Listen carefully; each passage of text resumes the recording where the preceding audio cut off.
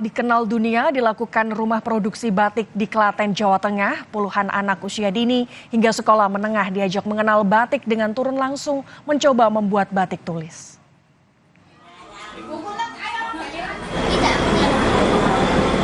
Puluhan anak-anak di Klaten, Jawa Tengah belajar membatik.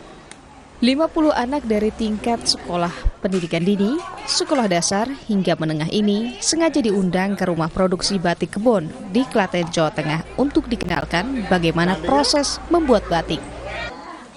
Di atas kain berukuran 33 x 33 cm mereka membuat karya batik sendiri. Mulai dari memola, mencanting, pewarnaan, hingga menjadi kain batik tulis. Membatik. Caranya seperti apa? Membatik dengan cantik dan menggambar. Sulit nggak? Di mana sulitnya? Bagian menyantingnya. Kenapa? Karena biasanya Panas juga ya?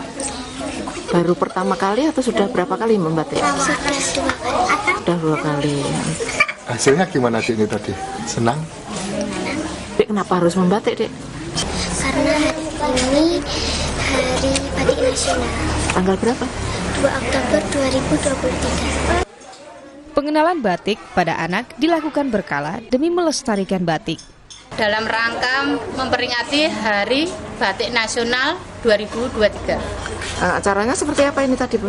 Untuk acara hari ini kita mengundang dari adik-adik mulai dari SMP, SD dan PAUD untuk mengajak membatik bareng mulai dari menggambar sampai mencanting dan sampai pewarnaan dan jadi.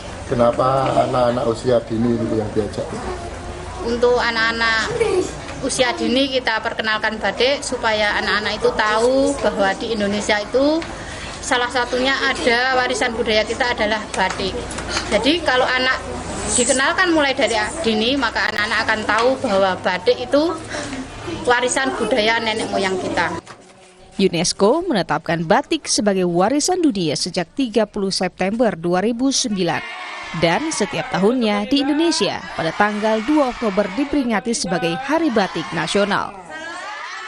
Nani Hasuti, Kompas TV, Klaten, Jawa Tengah.